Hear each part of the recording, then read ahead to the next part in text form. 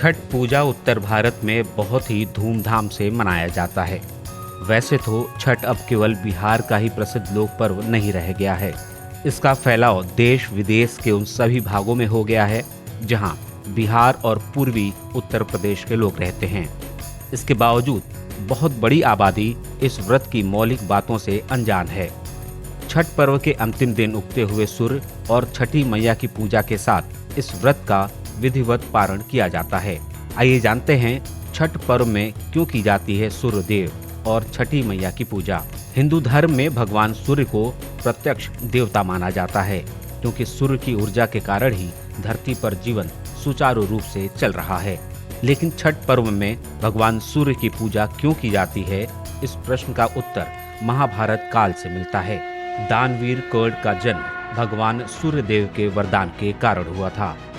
उन्हीं के आशीर्वाद के कारण उन्हें कवच, कुंडल और वीरता का आशीर्वाद प्राप्त हुआ था। दानवीर कर्ण भगवान सूर्य के परम भक्त थे, इसलिए प्रतिदिन वह लंबे समय तक बिना कुछ खाए पिए और कमर तक पानी में खड़े रहकर सूर्य देव की उपासना करते थे।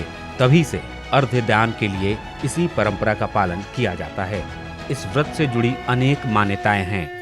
नहाए खाए से शुरू होने वाले छठ पर्व के बारे में कहा जाता है कि इसकी शुरुआत महाभारत काल से हो गई थी। इस कथा के अनुसार महाभारत काल में जब पांडव अपना सारा राजपाट जुए में हार गए थे, तब द्रौपदी ने 4 दिनों का यह व्रत किया था। इस पर्व पर उन्होंने भगवान सूर्य की उपासना की थी और मनोकामना में अपना राजपाट वापस मांगा था। पुराणों में माँ दुर्गा के छठे रूप कात्यायनी देवी को भी छठ माता का ही रूप माना जाता है। छठ मैया को संतान देने वाली माता के नाम से भी जाना जाता है। साथ ही कई जगह इन्हें सूर्य देव की बहन के रूप में भी बताया गया है। इसलिए लोग सूर्य को अर्घ्य देकर छठ मैया को प्रसन्न करते हैं। माना जाता है कि माता छठी की उपासना करने से संतान को लंबी उम्र का आशीर्वाद मिलता है। संतान प्राप्ति के लिए भी माता छठी की उपासना को बहुत कारगर माना गया है। भगवान सूर्य प्रत्यक्ष देवता हैं और कई ज्योतिषाचार्य हर दिन सूर्य को अर्घ्य देने का सुझाव देते हैं। ऐसा इसलिए क्योंकि मान्यता है कि रोजाना सूर्य को अर्घ्य देने से आरोग्यता का आशीर्वाद प्राप्त होता है।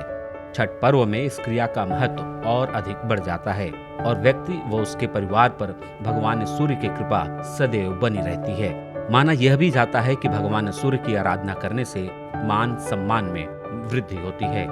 छठ पर्व की परंपरा में बहुत ही गहरा विज्ञान छुपा हुआ है। षष्ठी तिथि यानी छठ एक विशेष खगोलीय अवसर है। उस समय सूर्य की पराबैंगनी किरणें पृथ्वी की सतह पर सामान्य से अधिक मात्रा में एकत्र हो जाती हैं। उसके संभावित कुप्रभावों से मानव की यथासंभव रक्षा करने का सामर्थ्य इस परंपरा में है।